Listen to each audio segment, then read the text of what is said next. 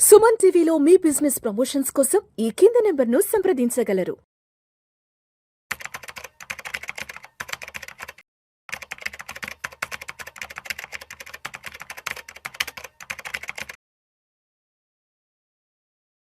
అనిల్ గారు నమస్తే సార్. నమస్తే విష్ణు గారు. అనిల్ గారు, ఈ వీడియోలో ఏవైనా కొన్ని కంపెనీస్ లేదంటే స్టాక్స్ ₹100 లోపల ఉండి డివిడెండ్ ఇవ్వగలిగే కంపెనీస్ ఏదైనా ఉంటే ఒకసారి లిస్ట్ ఇవ్వగలరు మన ఆడియన్స్ కి, కొంత ఎడ్యుకేటివ్ అండ్ ఇన్ఫర్మేటివ్ పర్పస్ గా? ఎస్, దాంతో పాటు ఏంటంటే నా సజెషన్ ఏంటంటే జనరల్ గా ఎవరైనా కొద్దిమంది కార్పస్ ఉంటే ఇట్లాంటి స్టాక్స్ తో ఒక 10-15 లక్షలు పెట్టుకుంటే ఏంటంటే 9% 10% వరకు ఈజీగా వర్కౌట్ అవుతుంది సంవత్సరానికి. అంటే అటు ఎఫ్డి చేసినట్టు ఉంటుంది, సైమల్టేనియస్లీ మీరు ఈక్విటీస్ మార్కెట్ నుంచి అప్రిసియేషన్ కూడా పొందుతారనమాట. అందుకోసమే ఇవి ప్రైస్ కూడా తక్కువ అండ్ కన్సిస్టెంట్ గా డివిడెండ్ కూడా ఇస్తా ఉన్నాయి. అట్లాంటివి తీసుకుంటే ఒక 1 పిఎస్యు బామరన్ లారీ, ఇది మల్టిపుల్ బిజినెస్ లో ఉంది, ట్రావెల్లో చాలా వాటిలో, టూరిజంలో వాటిలో ఉంది. ఇది లెస్ దాన్ 80 రూపీస్లో ట్రేడ్ అవుతా ఉంది అండ్ ₹4.30 లాస్ట్ ఇయర్ డివిడెండ్ ఇచ్చింది. ఇంకో కంపెనీ తీసుకుంటే క్యాపిటల్ ఇన్వెస్ట్మెంట్ ట్రస్ట్. సో వీళ్ళు కూడా ఇది ₹80 కన్నా తక్కువనే ట్రేడ్ అవుతా ఉంది. ₹26 ఇచ్చింది లాస్ట్ ఇయర్, 26 రూపీస్, అంటే దగ్గర దగ్గర 30% డివిడెండ్ లాస్ట్ ఇయర్ రూపంలో ఇన్కమ్ వచ్చింది. ఎవరైనా ఈ కంపెనీ స్టాక్స్ ఉంటే నువ్వు దగ్గర ₹1,00,000 ఉంటే ₹30,000 దగ్గర నీకు రిటర్న్ వచ్చాయి in the form of dividend. So it's great. అంటే ఎవరికైనా సరే ఇన్వెస్ట్మెంట్స్కి ఇట్లా రెగ్యులర్ డివిడెండ్ వస్తూ ఉంటే ఆ ఆసెట్ని హోల్డ్ చేయడానికి ఇంట్రెస్ట్ ఎక్కువగా ఉంటుంది. సో దెన్ ఇంకొకటి పిఎఫ్సి పవర్ ఫైనాన్స్, ఇది కూడా 100 కన్నా తక్కువ ఉంది, ఇది ₹12 ఇచ్చింది. So 12% 13% yield. అట్లాగే ట్రైడెంట్ లిమిటెడ్, ఇది కూడా అంతే, ఒక ₹11 ఇచ్చింది. ఐఆర్బి ఇన్ఫ్రాస్ట్రక్చర్, వీళ్ళు కూడా అరౌండ్ ₹60 దగ్గర ట్రేడ్ అవుతా ఉంది. 7.5 పర్ షేర్ ఇచ్చారు. అంటే దగ్గర దగ్గర 10% ఈల్డ్ వచ్చింది దగ్గర దగ్గర. So wonderful. 11-12% వచ్చింది. సో మీకు స్టాక్ ఉంది మీ దగ్గర, ఎట్ ద సేమ్ టైమ్ అంటే రెండు అంటే ఉండడమే కాదు, దాంతో పాటు వచ్చే బెనిఫిట్ కూడా పొందుతున్నారు. ఇంకొకటి ఏంటంటే Dainik Jagran group, paper, news paper and media group, వీళ్ళు కూడా ₹70 కన్నా తక్కువగా ఉంది. లాస్ట్ ఇయర్ ₹6 ఇచ్చారు. అంటే 8-9% దగ్గర దగ్గర వర్కౌట్ అయింది ఈల్డ్.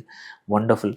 అండ్ ఇవన్నీ ట్రేడ్ చెప్తున్నాం, trade prices, they are not వాటి ఫేస్ వాల్యూ కాదు. సో ట్రేడ్ ప్రైస్ అంటే మార్కెట్లో ఇప్పుడు దొరుకుతున్న ప్రైస్కి, ఇది దొరుకుతున్న ప్రైస్కి ఇంత డివిడెండ్ వస్తుంది కాబట్టి ఈల్డ్ బెటర్ అనమాట, 100 కన్నా తక్కువ ఉండడం వల్ల. ఇంకొకటి వచ్చేసి హడ్కో ఒక ₹4 ఇచ్చింది. బిఈపి బన్సాలి ఇంజనీరింగ్ ప్రోడక్ట్స్ ఏదైతే ఉందో అది కూడా ఒక ₹4 ఇచ్చింది. ఇది కూడా ₹90 దగ్గర ట్రేడ్ అవుతా ఉంది దగ్గర దగ్గర. ఎన్ఎండిసి ఇంకో స్ట్రాంగ్ పిఎస్యు 80 కన్నా తక్కువగా ఉంది అండ్ ₹3.30 ఇచ్చింది. ఇంకోటి గోతి ప్లాస్కాన్ అని, వీళ్ళు కూడా ఓన్లీ ₹40 దగ్గర ఉంది, ₹2 ఇచ్చారు. దెన్ పీటీఎల్ ఎంటర్ప్రైజెస్ లిమిటెడ్, వీళ్ళు ఓన్లీ ₹40 దగ్గర ఉంది, వీళ్ళు కూడా ₹2 ఇచ్చారు.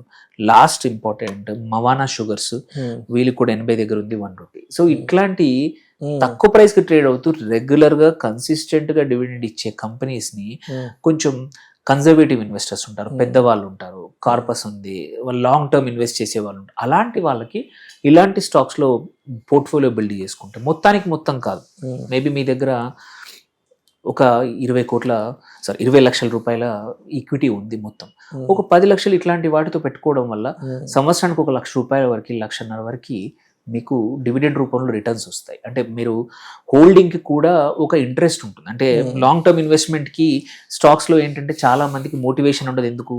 దాని నుంచి మాకు ఏం రావట్లేదు కదా, అది అప్రిషియేట్ అవుతున్నాయి కదా, 10 చేసాము, 6 అప్రిషియేట్ అయ్యాయి, 4 పోయాయి, అక్కడిదక్కడ సెట్ అయింది అనుకునే వాళ్ళకి ఇలా అడిషనల్ ఇన్కమ్ రావడం వల్ల ఎక్కువ రోజులు వాళ్ళ అసెట్స్, మంచి స్టాక్స్ని హోల్డ్ చేస్తారు అండ్ ఇంట్రెస్ట్ కూడా పెరుగుతుంది. అంటే నీకు ఈక్విటీ ఇన్వెస్ట్మెంట్ నుంచి కూడా నాకు కొంచెం డివిడెండ్ రావడం వల్ల నేను పెంచుతా పోతా ఉంటాను, నేను సేవింగ్స్ అన్నింటినీ ఇట్లాంటి పెంచుకుంటూ పోతే ఓవర్ పీరియడ్ ఆఫ్ టైం ఏంటంటే కార్పస్ పెరుగుతుంది, రెగ్యులర్గా ఇన్కమ్ కూడా వస్తుంది అనమాట. So thereby on the whole హోల్ ఏంటంటే ఇన్వెస్టర్ అనే వాళ్ళు ఎవరైతే డివిడెండ్ హోల్డ్ చేస్తున్నారో they are long term investors, తొందరపడరు, ఎందుకంటే వాళ్ళకి ఎలాగూ డబ్బులు వస్తున్నాయి కొన్ని.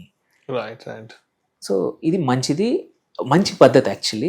సో ఇలాంటి స్టాక్స్లో ఇన్వెస్ట్ చేసుకోవచ్చు, ఈ సంవత్సరంలో కూడా డివిడెండ్ పొందొచ్చు ఇన్వెస్టర్స్.